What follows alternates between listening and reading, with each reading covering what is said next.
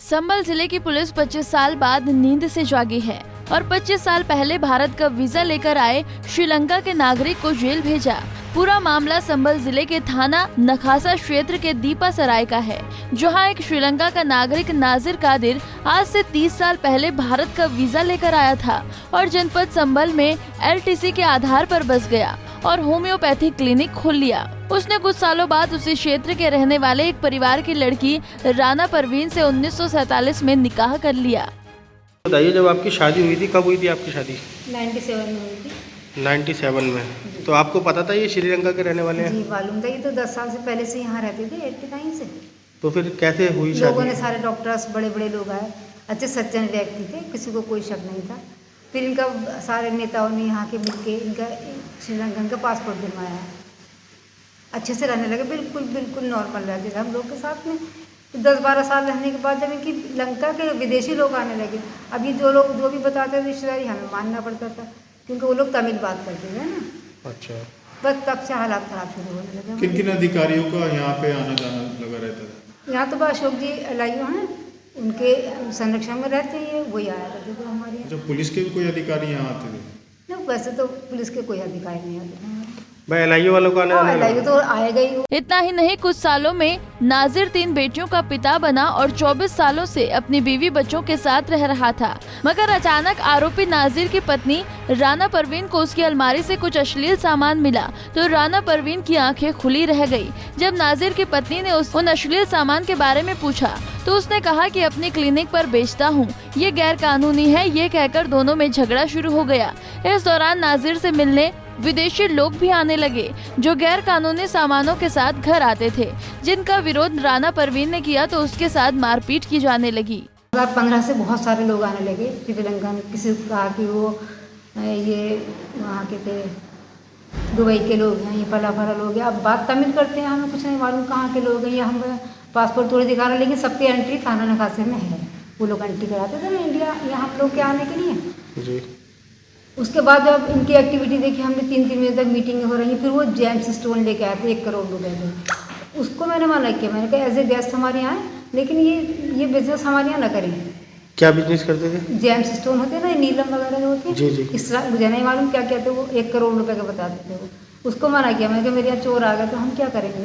अब इसके मना किया, बस तब से बिखर गया। बोले वो लोग यहाँ रहेंगे हमारे यहाँ। मैं अपने घर पे इस काम के लिए नहीं रहने दूँगी, एज ए गेस्ट रहें, कोई बात नहीं है, बस यहाँ। आरोपी नाजिर कादिर की बीवी ने अपने पति पर आरोप लगाते हुए बताया कि झगड़े के कुछ दिन बाद नाजिर कादिर से मिलने उससे श्रीलंका से कुछ लोग उसके घर पर दीप सराय आए। जो नाजिर की बीवी राना परवीन ने उनसे उन लोगों के बारे में पूछा तो नाजिर ने कहा कि ये मेरे रिश्तेदार हैं, मगर वो लोग श्रीलंका से करोड़ों की कीमत राशियों के स्टोन संभल बेचने को आते थे।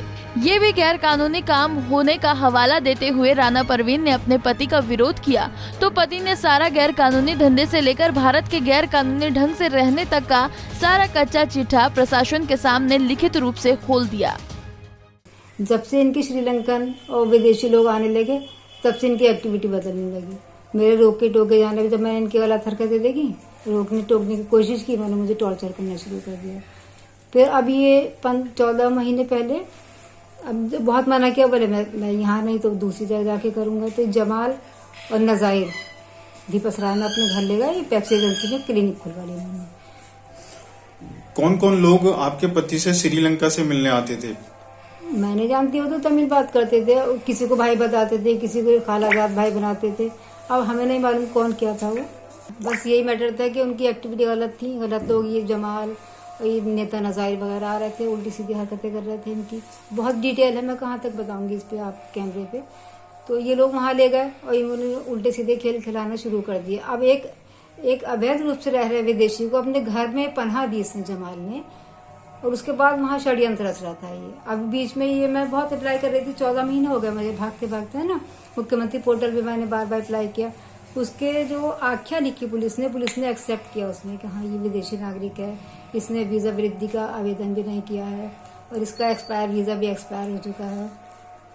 उसके बाद भी मतलब मेरी काम नहीं हुआ, मेरी रिपोर्ट भी नहीं हुई। अब जब मैं DM साहब के पास गई और एसएसपी साहब थे, उन्होंने मेरा बहुत साथ दिया, बड़े अच्छे से मेरी बात सुनी और एक्शन लिया। आरोपी नाजिर ने बताया कि वो यहाँ करीब 32 सालों से रह रहा था और कभी कोई परेशानी नहीं हुई, लेकिन पत्नी से हुए एक झगड़े ने उसकी पोल खोल दी। दरअसल यहाँ कितने साल से थे आप? ये 32-33 साल हो गया। अच्छा, तो ये वीज़ा और पासपोर्ट कब से था आपका? वीज़ा तो रेगुलर लग रहे थे, मतलब ये अभी 2-2.5 साल पहले मेरा पासपोर्ट तो मेरा पत्नी का फैमिली पूरा उससे छीन लिया, उससे वीज़ा नहीं लग पाया। अच्छा, लगातार आपके उसमें जो टीम आती थी पूछताछ करती थी आपसे, यहाँ की जो खुफिया विभाग था? हाँ, आईबी वगैरह 2-3 बार आया था, मैंने उनको बता दिया था, कई बार उन्होंने रिपोर्ट पहुँचा दिया था, ये भी सब कुछ। अब ये जो सारा हुआ ये पति पत्नी विवाद में हुआ ना? कौन सा? जो आप पकड़े गए क्या? हाँ, तो ये पत्नी तो शिकायत की आपने? अभी ये कल अचानक पता चल रहा है, मतलब ऐसे हो गया। तो वहीं एएसपी चक्रेश मिश्रा ने बताया कि इस व्यक्ति ने खुद को भारत का नागरिक बताते हुए फर्जी तरीके से पैन कार्ड, आधार कार्ड बनवा लिए। फिलहाल पुलिस ने गैर कानूनी तौर पर भारत में रह रहे नाजिर को गिरफ्तार कर जेल भेज दिया है और इस मामले में श्रीलंका की श्रीलंका एम्बेसी को सूचना दे दी गई है। थाना नखासा के अंतर्गत कल एक व्यक्ति को गिरफ्तार किया गया जिसका नाम अब्दुल कादिर मोहम्मद नज़ीर है। ये श्रीलंका का नागरिक है। पिछले 25 वर्ष से ये भारत में रह रहा था। इसका एक्सटेंडेड वीज़ा था जो 2019 में समाप्त हो गया, जिसके पश्चात इसने वीज़ा के लिए आवेदन किया लेकिन वो उसको नहीं प्राप्त हुआ। अभी कुछ दिन पहले संभल पुलिस के संज्ञान में यह बात आई कि इस व्यक्ति के द्वारा अपने आप को भारतीय नागरिक दिखाते हुए पैन कार्ड, आधार कार्ड और वोटर ID कार्ड बनवाया गया है।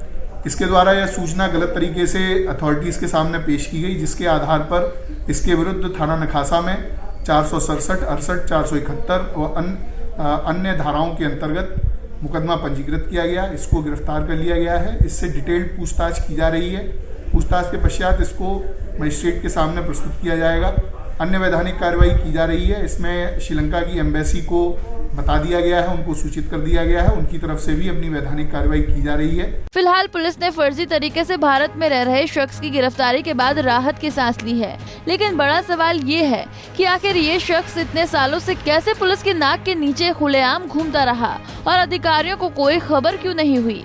पंजाब केसरी टीवी के लिए संभल से मुजमिल तानिश की रिपोर्ट।